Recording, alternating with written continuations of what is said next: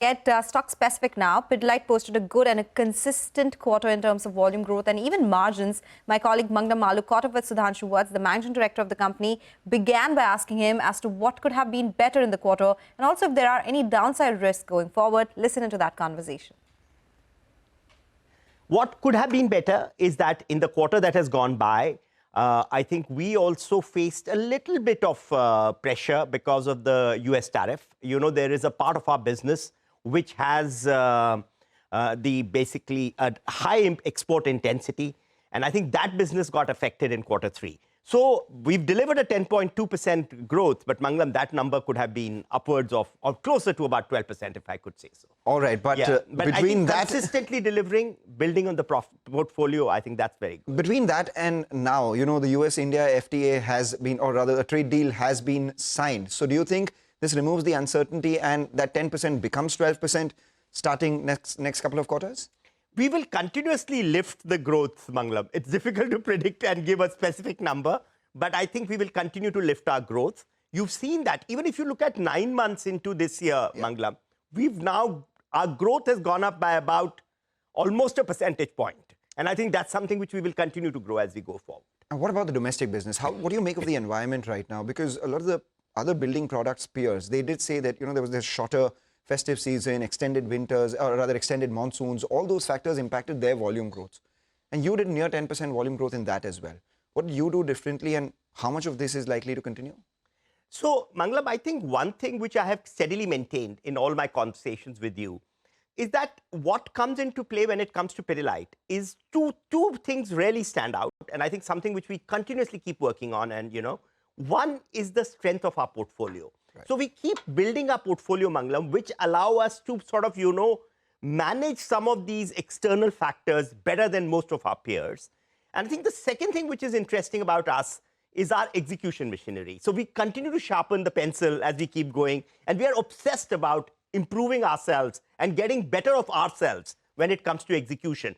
So these two things give me a lot of confidence. If you look at the quarter that went by, for us, our construction chemicals portfolio, particularly Roff, which is our tile adhesive brand, and also Dr. Fixit, were our star performers in terms of growth. Other brands also did well, but I think these two sort of lifted. So what happens is, quarter to quarter, year to year, you will have one star batsman who will come and score a century, Mangalam. And that ensures that you always put a good score on the board. I think that's the way we work. You often say this, that you have this core growth and pioneer categories that happened, etc. If you could give us a sense, because you don't give us specific portfolio numbers, what proportion of your portfolio grew 2x, 3x of the overall growth, and which of these underperformed the domestic business? Yeah, in the domestic business, if you look at it, I think the businesses that continue to do very well for us is, like I talked to you about construction chemical, this part of the business delivered between 2x to 4x, depending on the brand which you were looking at. I think in terms of our core portfolio, we actually delivered good numbers, but we delivered closer to 1x this time. So ideally, our desire is to keep that between 1 to 2x. I think the core part of the portfolio also delivered, but delivered more between 1 to 1.2x of the GDP. So I think that's the way it has been. I think most brands came in and delivered. The growth was outperformed by some of these and also our projects business. So if you look at projects, we continue to do very well. There again, we've delivered upwards of 20% growth. I think that's what has happened. So what proportion of your revenue is from projects? Because, you know, going forward, the kind of buildings that are coming by, the projects that are being announced, etc., from the real estate players, etc., how much could that impact your growth going forward? So as we continue to grow, the ratio of projects in our portfolio, or share of business of projects in our portfolio will keep growing, Mangalam. We don't share a specific number, but all I can tell you, it's sizable, it's continuing to grow. And as it grows further, the share of business will grow. And with that growth, that will continuously give us a lift on our overall growth as we go forward, particularly in domestic business. And you're not worried about the recent commentary coming in from real estate players where, you know, they perhaps overestimated demand and as a result of which they're not able to meet their near-term guidances. Is that a concern for you? So, Mangalam, what happens in our case is that first, I think even if you look at real estate and even if you look at new construction, you can cut it in multiple ways. There is an element of real estate which is not affected at all. As you know, I think we are sitting in South Bombay at this moment. So there are some which are doing exceedingly well. But fortunately for us, in our portfolio, there is both new construction, but there is considerable renovation and repair. And I think the combination of two, and I think that sort of again insulates us. How much is that mix, renovation versus new construction? So I would say renovation at around 70 to 75% and new construction between 25 odd percent. So 25, maybe 25, 30 keeps sort of moving around. So that's the mix. So for us, renovation and repair continues to be higher than new construction. All right. What do you say about the raw materials? Because it's been fairly well behaved over the last 12 to 18 months, if I remember, VAM prices. Right now, the currency has been a bit of a concern. Do you think that could veer you away from your margin band right now? So no, we've maintained a margin band of 20 to 24%, Mangalam. I think as far as VAM is concerned, VAM has been quite benign and steady for quite some time. I think in the quarter that's gone by, it was at about $840. I think we feel that it has perhaps bottomed out.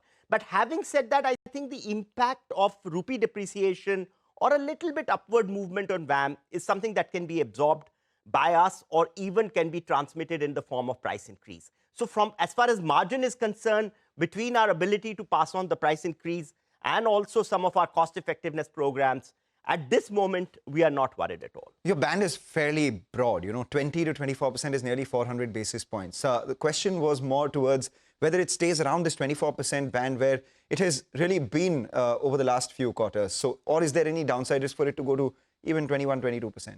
See, Mangalam, as you know, quarter on quarter it fluctuates. Yeah. But as far as the year is concerned, I think the year that is going on, 9 months into the year, we are at around 24%, actually marginally ahead of 24%. I think in the foreseeable future, with the way the raw material pricing is, we see ourselves at the higher end of the band. All right. So 10% volume growth continues, 20 to 24% EBITDA margins continue. Just a final question before we let you go. Domestic versus, rather consumer versus B2B. B2B had underperformed because of the exports factor that you said. Will the mix of this volume growth, 10%, be led by consumer or B2B in the next few quarters?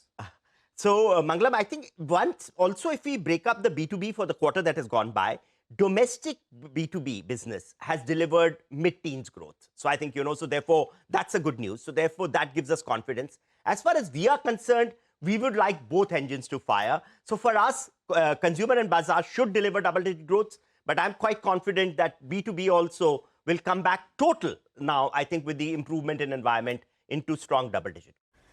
Okay, so that's the management of Pidilite. That stock is up around 1.5%. We also had the MCure numbers which came out, so that stock should come up for you as well. MCure is the one that I'm talking about, up around 1.5%, with revenue up around 20% this quarter. So good going in terms of a performance. We'll take a short break on that note, but we'll get you a lot more on the markets. A lot of stocks in focus this afternoon.